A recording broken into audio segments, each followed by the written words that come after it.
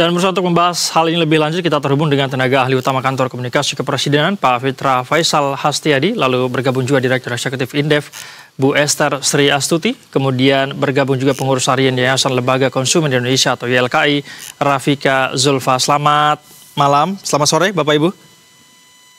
Sore, Mas Said. Sore. Baik, terima kasih sebelumnya sudah meluangkan waktu bersama kami di Berita Satu Utama. Saya ingin langsung ke Pak Fitra terlebih dahulu. Pak Fitra, sebelum kita membahas lebih jauh mengenai stimulus ekonomi ini, saya ingin meminta penjelasan dari Anda terlebih dahulu. Ringkasnya, prioritas atau tujuan utama pemerintah memberikan stimulus ekonomi yang disebut dengan 8+4 begitu ya, plus 5. Seperti apa sebetulnya prioritasnya, Pak Fitra? Ya, jadi kalau kita pelajari timelinenya, itu dibanding di timeline sebelumnya, Pak Menteri Keuangan sudah memberikan keleluasan fleksibilitas dari rekening pemerintah yang sebelumnya terparkir di Bank Indonesia, kemudian masuk 200 triliun ke sistem perbankan. Nah, permasalahan dari sisi kebanjiran likuiditas itu adalah dari sisi hilirnya. Hulunya boleh banjir likuiditas, tetapi di sisi yang lain, hilirnya, demand dan supply side-nya itu masih mandek. Sehingga kemudian itu akselerasi ya, ekosistem dari sisi supply dan demand-nya itu juga lebih lancar.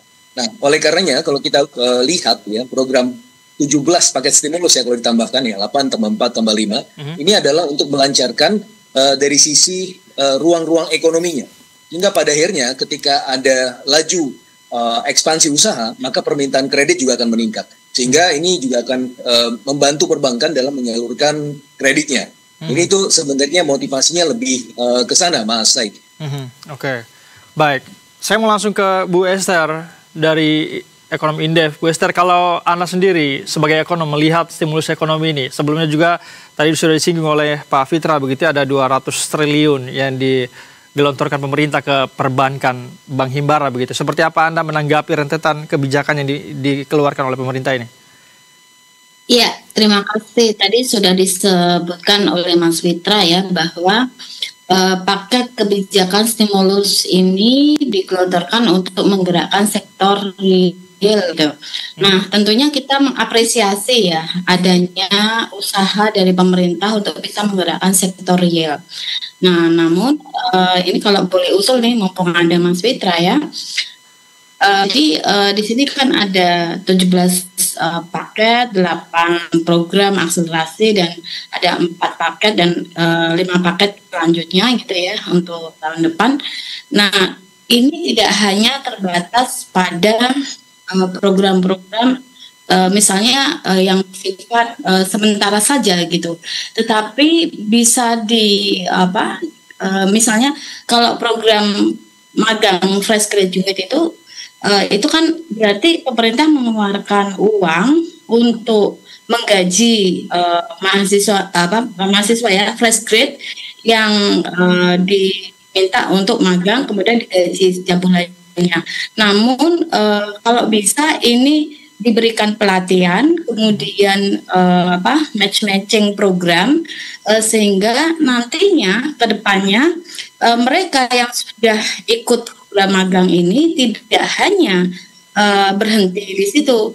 Kalau pemerintah nggak punya duit, dia tetap akan bisa melanjutkan kerjanya di perusahaan-perusahaan yang sudah mau menerima dia gitu. Itu sih Mas. Jadi kita tidak hanya rely on pada dana pemerintah, tetapi ini harusnya stimulus ini bisa untuk menjadi benar-benar untuk stimulus gitu, yang hanya di awal saja, kemudian program itu bisa bergerak berjalan dengan sendirinya tanpa ada uang pemerintah lagi yang chip in di situ gitu.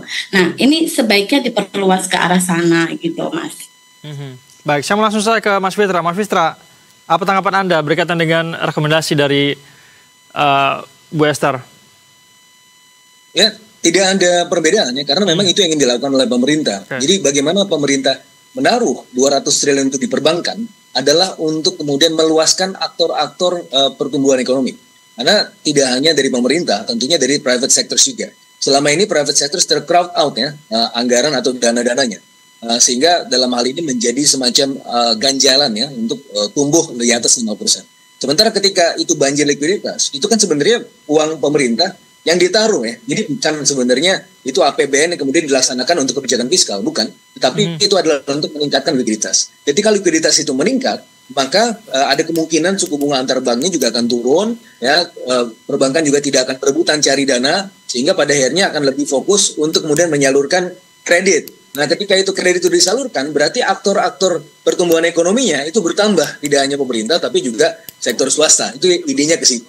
Tetapi untuk kemudian memperlancar ekosistem dalam konteks swasta yang juga ingin terus bergerak, maka pemerintah juga perlu melancarkan ya, melalui program-program yang memang fokusnya adalah dari sisi demand-nya untuk memantik disposable income ya, segera dibelanjakan dan bisa memantik pertumbuhan ekonomi sebagaimana kuartal 2 kemarin, bagaimana konsumsi kita tumbuh robust, salah satunya juga karena ada aktivitas disposable income yang diberikan insentif. Yang kedua juga tidak kalah penting dari sisi supply side ya, dalam 8 prioritas akselerasi program pemerintah itu juga salah satunya kalau kita lihat, kita cermati ya, dalam beberapa item itu fokus kepada ekonomi kreatif. Bagaimana perluasan ya jenis pajak PPh ditanggung pemerintah itu tidak hanya untuk sektor padat karya, tapi juga diluaskan ke sektor ekonomi kreatif, yaitu untuk 522.000 pekerja. Nah, kemudian tidak hanya itu, ada gig ekonomi yang juga kemudian difasilitasi 2,7 triliun rupiah. Ini sebagai pilot projectnya itu di Jakarta untuk kemudian memperluas matching mekanisme pasar dan kemudian menyediakan tempat untuk mereka untuk berselancar dengan aktivitas kegiatan gig ekonominya.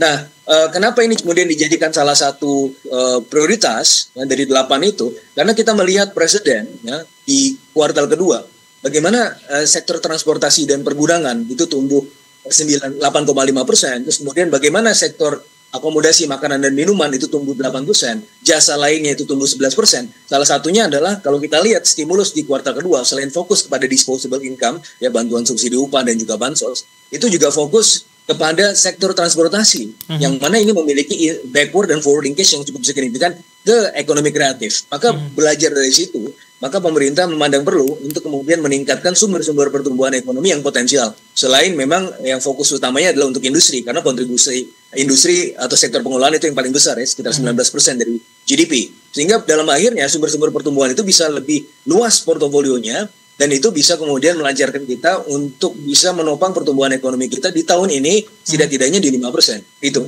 Mas Said. Oke, baik.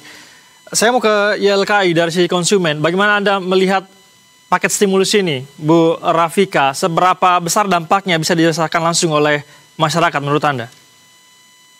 Ya, dari program-program atau rencana program dari stimulus 17 tadi itu memang kita belum bisa mengatakan ya Mas terkait apakah akan berdampak positif ke masyarakat seperti itu.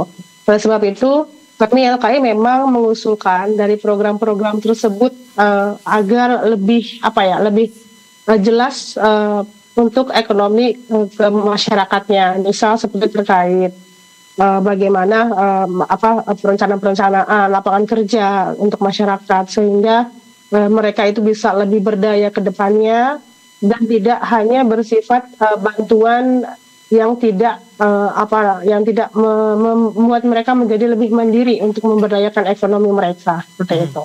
Jadi kalau memang pertanyaannya seberapa besar dampaknya, apakah akan berdampak, nah itu perlu kami lihat dulu dan kaji dulu seperti apa nanti efek dampak untuk masyarakat, terutama untuk masyarakat mikro atau menengah ke bawah seperti itu. Baik, tapi kan ini sudah ada 5 paket untuk kemudian membuka lapangan pekerjaan, memberikan lapangan pekerjaan begitu ya. Ini bagaimana tanggapan Anda berkaitan dengan 5 poin-poin ini? Ya, tentu kami setuju karena memang kami berharap bahwa bantuan atau program-program yang pemerintah rencanakan ini dampaknya bersifat jangka panjang dan bisa membuat mereka atau masyarakat ini lebih mandiri untuk ekonomi mereka seperti itu. Dan kami memang setuju dan kami mengapresiasi sekali program dan rencana Bapak Presiden beserta jajarannya dalam upaya memajukan perekonomian Indonesia. Baik, saya ingin kembali ke Pak Fitra. Pak Fitra, kalau Anda paket stimulus ekonomi yang diluncurkan oleh pemerintah ini sebetulnya untuk merespons gejolak yang baru saja terjadi di akhir Agustus kemarin, atau memang ini sudah telah direncanakan sejak lama, Pak Fitra? Ya, pemerintah menyadari bahwa memang situasi global sedang tidak menentu. Maka sebenarnya paket stimulus ini merupakan kelanjutan dari apa yang sudah direncanakan sebelumnya ya. Bagaimana di kuartal 1 ada paket 30 triliun, di kuartal 2 ada paket 24,4 triliun rupiah, dan di kuartal ketiga dan onward itu ada 16,23 triliun rupiah. Karena memang ya selain kami menyadari bahwa tuntutan masyarakat terkini itu terkait dengan ketersediaan lapangan kerja dan juga kemudian tekanan ekonomi untuk middle class. Maka kalau kita cermati ya, itu memang fokusnya ke sana ya. Bagaimana misalnya untuk fresh graduate yang kemarin turun ke jalan ya, itu kan juga mereka menyaksikan ya, bagaimana ketika mereka lulus, apakah mereka bisa langsung dapat kerjaan atau tidak. Karena banyak sekarang sektor-sektor usaha yang menyarankan fresh graduate pun juga perlu memiliki pengalaman bekerja. Dan oleh karenanya pemerintah dalam hal ini juga memfasilitasi ya. Ini juga sebenarnya best practice kalau kita lihat di Jerman. Ada mini jobs sama midi jobs, ada upscaling dan seterusnya. Yang mana ini juga kita adopsi. Dan ini bisa untuk yang pertama ini kita targetkan 20.000 penerima manfaat ya, dan berasal dari desil 1 sampai desil 6 ya fokusnya. Dan itu semua sudah ada di data tunggal sistem ekonomi sosial ekonomi nasional. Nah, kenapa ini perlu kita jembatani? Karena memang ya antara industri dengan kampus, saya juga berasal dari kampus, itu ada incompatibility ya. Jadi bagaimana apa yang diajarkan kampus itu berbeda dengan kebutuhan industri, maka perlu ada fasilitasi. Dalam hal ini juga sudah berkoordinasi dengan Apindo, Kaden ya untuk bisa menyerap itu, dan kami juga menyediakan untuk 20.000 orang ini adalah 3,3 juta minimal ya upah minimum regional sebagai upah magang yang dibayar oleh pemerintah. Lain lagi ya juga fokus kepada penciptaan dari sisi supply side. Karena kan kalau kita juga menyadari bahwa lapangan kerja sektor formal itu semakin terbatas ya. Sehingga kemudian menekan daya beli. Ketika mereka di sektor informal, ya betul mereka tercatat sebagai orang yang bekerja, ya 60% di sektor informal, tetapi pendapatannya turun. Dan ini lebih parah lagi post Covid. Ya, gimana kita juga melihat bagaimana kelas menengah kita di tahun 2019 itu jumlahnya 57,3 juta, sekarang tinggal 47,9 juta, turun 9,5 juta, anjlok. Salah satu juga karena tekanan itu. Sehingga perlu kemudian diberikan output dan juga supply side recovery. Gitu. Baik, menarik sekali Pak Fitra, namun kita akan tahan dulu sebentar untuk mendengarkan jeda azan maghrib berikut ini.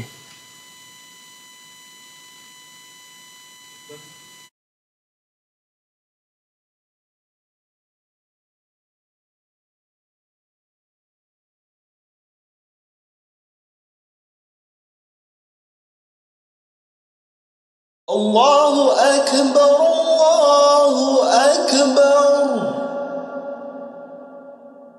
Allahu Akbar, Allahu Akbar. Ashhadu an la ilaha illallah.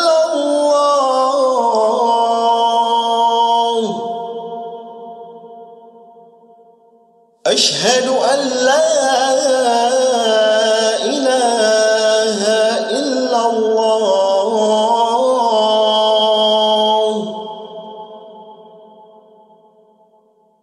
أشهد أن محمدا رسول الله.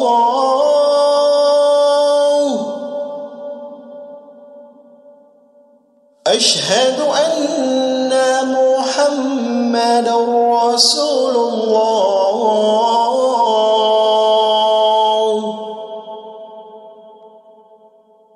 حي على الصلاة.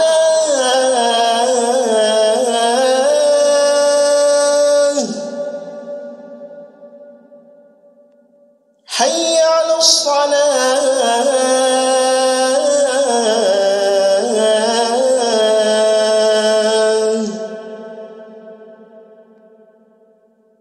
حي على الفلاح.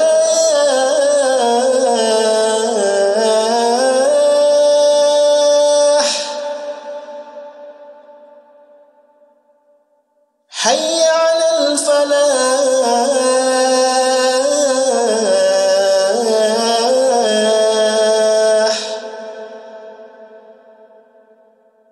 الله أكبر، الله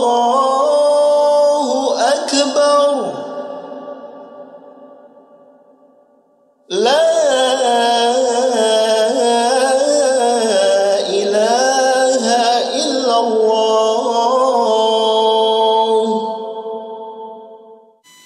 Baik, terima kasih pemirsa, Anda masih bersama kami di Berita Satu Utama. Kami ucapkan selamat menunaikan ibadah sholat maghrib bagi umat muslim di wilayah DKI Jakarta dan sekitarnya. Kita akan melanjutkan dialog kita, masih bergabung sejumlah narasumber bersama kami. Saya ingin kembali ke Pak Fitra, tenaga ahli Kantor Komunikasi Kepresiden. Pak Fitra, kalau kita berbicara dampak positif, sederhananya untuk menjelaskan kepada masyarakat, dampak positif kepada masyarakat terhadap dari stimulus ekonomi ini apa, Pak Fitra? Ya, lapangan kerja tersedia. Nah, itu dampak positif yang bisa langsung dirasakan oleh masyarakat ya. Apalagi kalau kita bicara 8 plus 4 plus 5-nya, 5 itu memang secara spesifik mentarget penciptaan lapangan kerja. Jadi kalau kita lihat misalnya Koperasi Desa Merah Putih, itu 1.385.279 forecast-nya untuk penyerapan tenaga kerja sampai akhir tahun ini. Kemudian ada Kampung Nelayan Merah Putih. Sampai akhir tahun 8.645 pekerja yang terserap, dan untuk jangka menengahnya 200.000. Kemudian ada revitalisasi tambak, itu 168.000 ya, tambak ikan. Juga ada modernisasi ya, kapal-kapal rakyat itu 200.000 terserap.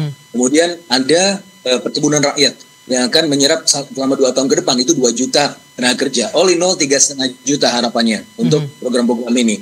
On top dari supply side recovery yang tadi saya sampaikan, bagaimana juga kepemilikan atau deregulasi dari sisi kemudahan berbisnis melalui PP 28. Dan juga yang tidak kalah pentingnya, ini menjadi masalah menahun ya, bagaimana sebenarnya koordinasi sektoral yang juga coba dibenahi oleh pemerintah. Jadi sudah dibentuk tim akselerasi program-program prioritas yang dikomandoi oleh Pak Erlangga sebagai ketua, dan juga ada ketua duanya Menko Pangan Pak Zulhas, ada juga wakil ketuanya itu ada Pak Purbaya, dan juga ada Menteri Investasi ya, Pak Rosan sebagai juga wakil ketua. Nah, ini untuk apa? Untuk melakukan aktivitas debottlenecking ya. Kita lihat masalahnya di mana, mandeknya di mana, dan ini merupakan suatu hal yang sebenarnya sudah pernah dilakukan oleh pemerintah di era sebelumnya juga ya, terutama di era Pak SBY. Bagaimana Pak Purbaya juga menghadirkan apa yang dilakukan di era Pak SBY, debottlenecking. Dan juga kalau kita ingat pada saat itu sudah ada lebih dari 16 stimulus package ya yang terjadi ya selama tahun-tahun tersebut selepas Global Financial Crisis tahun 2008. Dan itu yang juga kita coba replikasi post pandemic, ini kita harus recover. Dan salah satunya adalah kalau kita lihat dari sisi base money itu yang masih rendah. Kalau kita lihat dari M2 per GDP kita dibandingkan dengan ASEAN misalnya atau negara-negara terdekat, Vietnam itu rasio antara M2 per GDP-nya itu 164%. Kita baru 44%. Artinya apa? Ruang pertumbuhan itu masih cukup terbuka. Sehingga kalau kita bisa menstimulasi dari sisi pertumbuhan base money dan juga dari pertumbuhan uang-uang turunannya, jadi ada money multiplier, itu bisa menciptakan pertumbuhan ekonomi. Ketika pertumbuhan ekonomi lewat jalur moneter ini kita steer, itu juga bisa kemudian ada translasinya ke sektor real melalui spending pemerintah, melalui otoritas fiskal.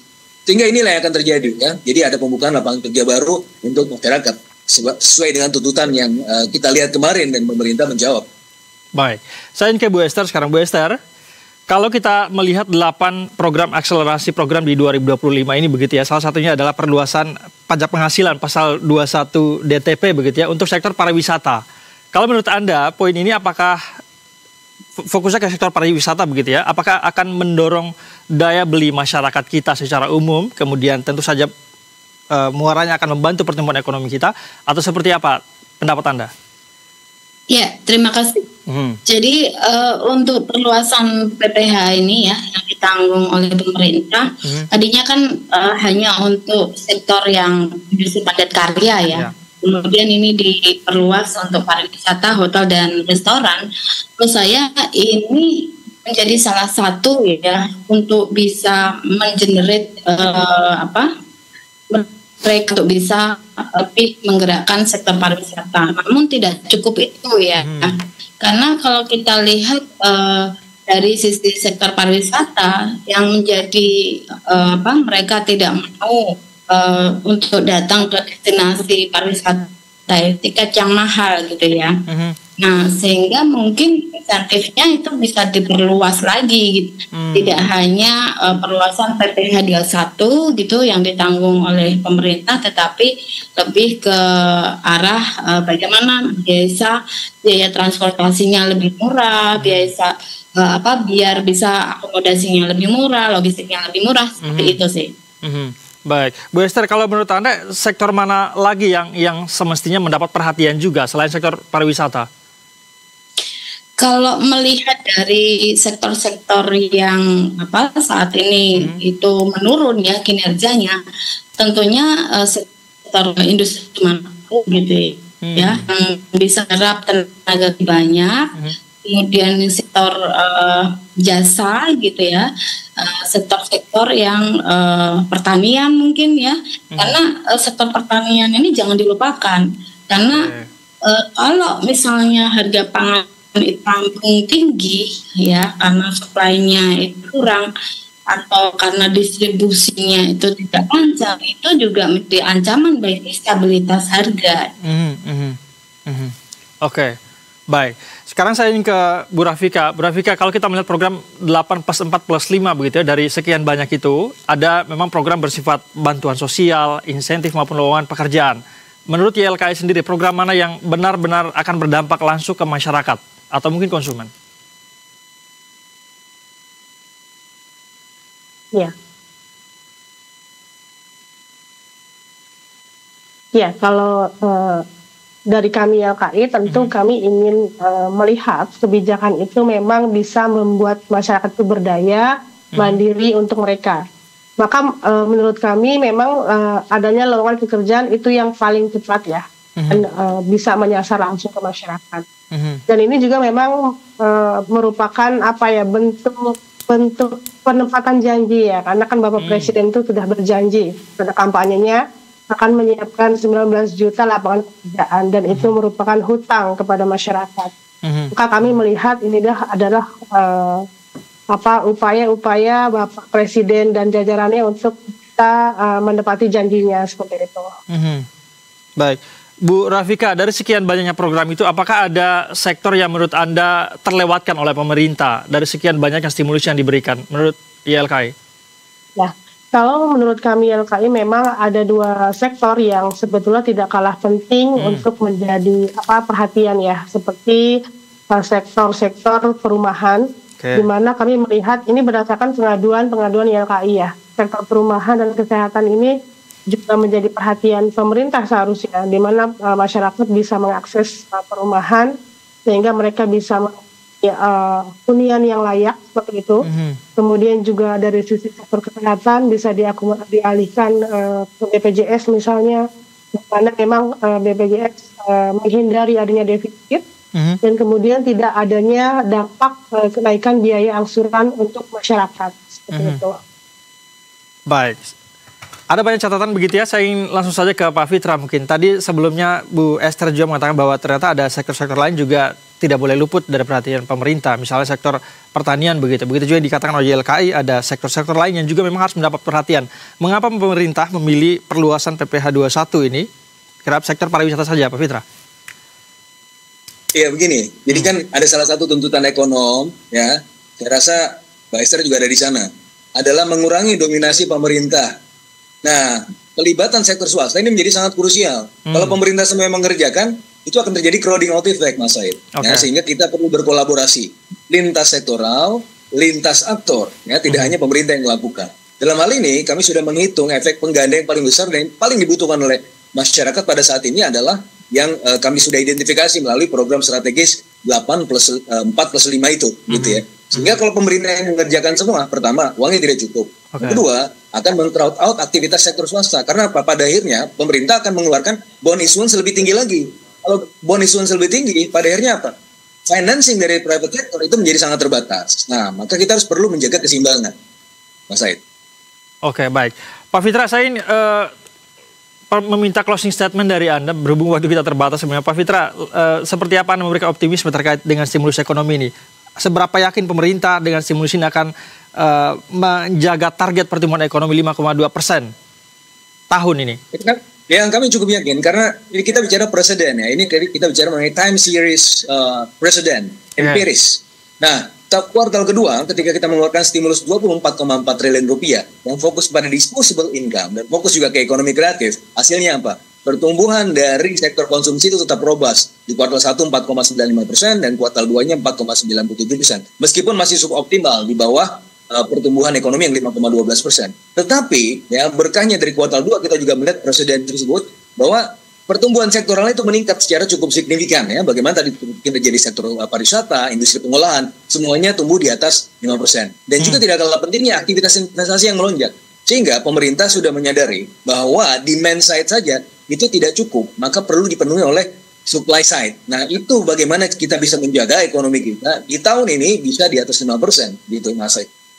Baik, saya mau terakhir juga meminta closing statement dari ekonom Bu Esther. Seperti apa harapan Anda terkait dengan stimulus ekonomi dan apa saran-saran Anda terhadap pemerintah? Ya, terima kasih. Jadi kalau menurut saya kita perlu apresiasi ya dengan langkah yang sudah dikeluarkan, kebijakan yang sudah dikeluarkan oleh pemerintah.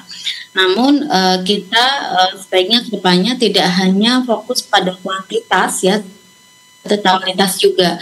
Artinya kita melihat bagaimana dampak stimulus fiskal ini nantinya diukur.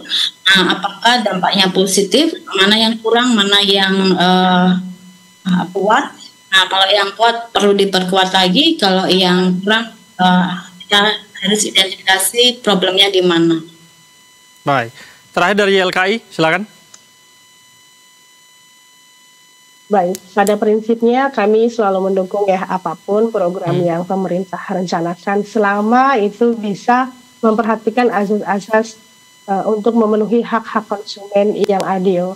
Sehingga tidak memberatkan konsumen secara langsung seperti itu.